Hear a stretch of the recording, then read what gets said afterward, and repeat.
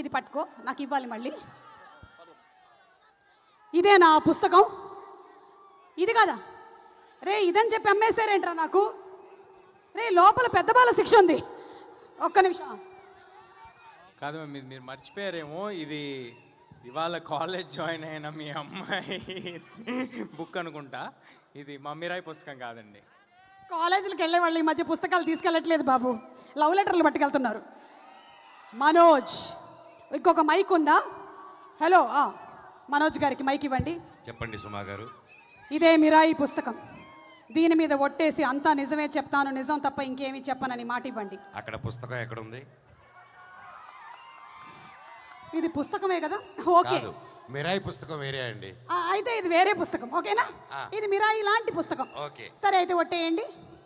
అంతా నిజమే చెప్తాను, బొట్టు అంతా నిజమే చెప్తాను, నిజం తప్ప ఇంకేమీ చెప్పనని. అదే చెప్తాను. బొట్టు అన్నారా? నేను ఒట్టాను లేదు, బొట్టు అన్నాను. సరే, బొట్టో ఒట్టో ఏదో ఒకటి. ఓకే. మీరు 5-6 సినిమాలు ఏకధాటిగా చేసేస్తున్నారని విన్నాం, ఇది నిజమేనా? ఆ దేవుడు కరుణిస్తే అలాగే జరిగిపోతుందండి. సూపర్, అదే జరగాలని మేమందరం కోరుకుంటూ ఉన్నాము. సెకండ్ క్వశ్చన్, ఇప్పుడు పాజిటివ్ క్యారెక్టర్ ప్లే చేయడం ఈజీయా, నెగటివ్ క్యారెక్టర్ ప్లే చేయడం ఈజీయా?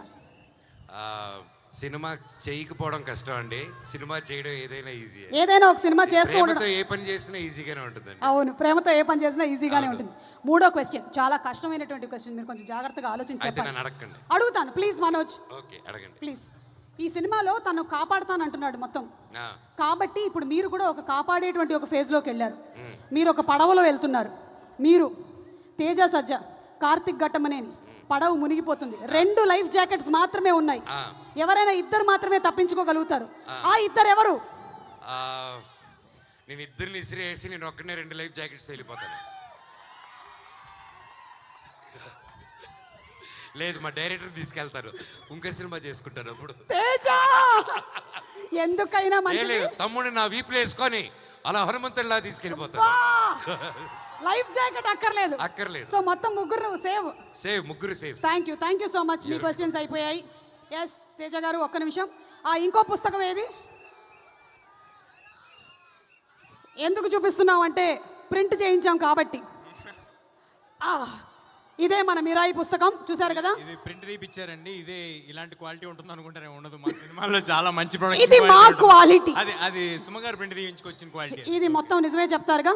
నిజమే చెప్తాను, మొత్తం కంప్లీట్ గా. సో సూపర్ పవర్ ఉండేటువంటి క్యారెక్టర్స్ చేస్తూ వస్తున్నారు కదా, ఇంకా ఎలాంటి సూపర్ పవర్ ఉంటే బాగుంటుంది అనిపిస్తుంది నెక్స్ట్ ఎప్పుడైనా ఏదైనా సినిమా ఉంటే? ప్రమోషన్స్ లేకుండా సినిమా రిలీజ్ చేయగలిగే సూపర్ పవర్ ఉంటే బాగుంటుంది అనిపిస్తుంది. సూపర్ ప్రమోషన్స్ కి లేకుండా ఉండేటువంటి సూపర్ పవర్. Okay, done. అలాగే మీరు చిన్నప్పటి నుంచి చాలా మంది స్టార్స్తో చేస్తూ వచ్చారు, బోలెడన్ని క్యారెక్టర్స్. ఇప్పుడు కనుక అవకాశం వస్తే ఒక మల్టీ స్టారర్కి ఎవరితో చేయాలని ఉంది?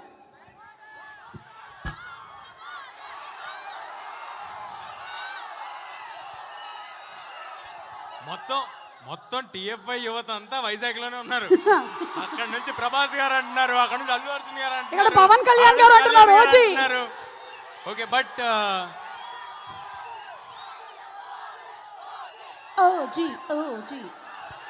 ఓజీ గురించి పైన మాట్లాడినా ఇక్కడ మాట్లాడినా లేదు, అక్కడ పైన.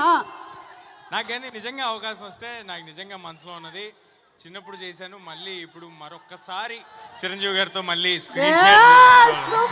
సూపర్. మేము కూడా వెయిట్ చేస్తూ ఉన్నాము. And last and final question అడిగేసి వెళ్ళిపోతా. ఓకే, వద్దు. పెళ్ళెప్పుడు? ఎందుకు మ్యామ్, నా పెళ్లి గురించి? తేజకు పెళ్లి చేయొద్దా మనందరం? మన బాధ్యత. తేజ దీని మీద ఒట్టేసావు. మీరు ఒక్కరు బాధపడటం సరిపోవట్లేదండి, నన్ను కూడా బాధపడమని చెప్తున్నారు. బట్ ఎనీవే, నాది పెళ్లి సినిమా అందరు కలిపి హిట్ చేస్తే ఆ తర్వాత తప్పకుండా ప్రయత్నిస్తాను. వావ్, అంటే ఈ సినిమా హిట్ కి తేజ పెళ్లికి లింక్ ఉంది. Congratulations. Thank you so much. Requesting you to please be seated. And ఇప్పుడు where is the director? Director గారు లాస్ట్ మీట్లో రాలేకపోయారు due to final post production. నాకు చాలా బాధగా ఉంది ఆయన రాకపోవడం. లాస్ట్ మినిట్లో హ్యాండ్ ఇచ్చాడు ఆయన మనకి. డైరెక్టర్ సేమ్ థింగ్ అండి, ఆయన అక్కడ మిక్స్ లో ఉన్నారు. ఓకే, సో ఆయన మిక్స్ లో ఉంటే మనం ఏం చేయాలి? ఆయన మీద ఒక మిక్స్ వేసుకోవాలి. So let's have a mix on Karthik Ghattamaneni గారు ప్లీజ్. కార్తిక్ ఏం కలపాలి? నాకు వచ్చిన చిన్న గ్యాప్ అప్పుడు చిన్నపాటి గ్యాప్ అప్పుడు సినిమాల్లో నేను ఎక్కడికి వెళ్ళినా ప్రేమగా అన్నయ్య సినిమా ఎప్పుడు అనేసి నన్ను కౌగులించుకొని అడిగేటోళ్ళు. నేను ఎక్కడ ఇంటర్నెట్లో కానీ నా ఫ్రెండ్స్ పంపించారు కానీ ఎప్పుడైనా కమెంట్లు చూసినా ఏదైనా మేం చేసినా when is your come back, నీ సినిమా ఎప్పుడు, ఏదో ఒకటి నువ్వు సినిమాలు చేయి చాలు అన్నట్టు నాకు ఎప్పుడు అండగా ఉన్నారు మీరు. అది నాకు తెలియకుండానే ఒక ప్రెషర్ లాగా బిల్డ్ అయిపోయింది నాకు.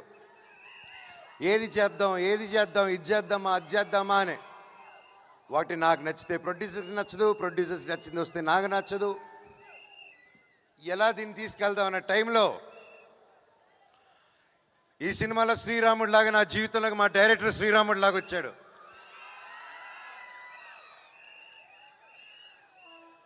వచ్చి కథ చెప్పిన వెంటనే ఆయన కాలు మీద పడాలనిపించింది. కాకపోతే ఆయన వయసులో చిన్నాడు గట్టిగా కౌలు ఇచ్చుకొని, సార్ ఎలాగ ఆలోచించారు ఇంత గొప్ప script. I was really happy. అంటే నేను బ్లాక్ స్వాడ్ గురించి చెప్పాలంటే మహాబీర్ లామా అండి. నేను మనోజ్ మంచు కమ్బ్యాక్ 2.0 ఇది ఏంటి, ఎలా రావాలి ఈ కమ్బ్యాక్ అనే, నీ కంబ్యాక్ కావాలంటే అప్పుడు నాకు మిరాయే కరెక్ట్ నా కంబ్యాక్ అని 3 సంవత్సరాల క్రితం ఈ సినిమా ఒప్పుకున్నాను.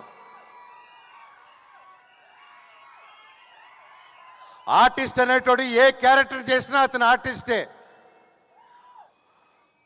Perfect director, perfect production, perfect కథ పడినప్పుడు ప్రతి ఒక్క రోల్ అద్భుతంగా ఉంటుంది, బాహుబలిలో ఉన్నట్టు.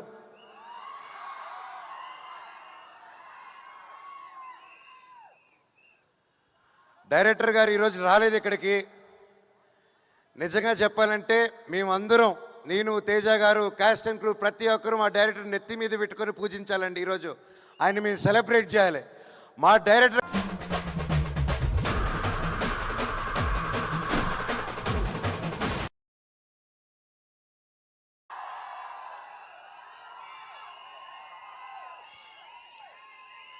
గారు మీకే ఈ ప్రేమంతా. Thank you. మా డైరెక్టర్ గారు లేకపోతే ఇంత పెద్ద విషయం ఈ అనుకున్న బడ్జెట్లో సాధించడం చాలా కష్టం అండి.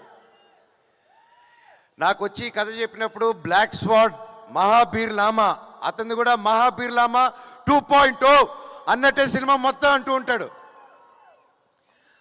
ఎందుకంటే బ్లాక్ స్వాడ్ అని అతను మీరు చూస్తే అవెంజర్స్లో ఒక థానోస్ లాగా,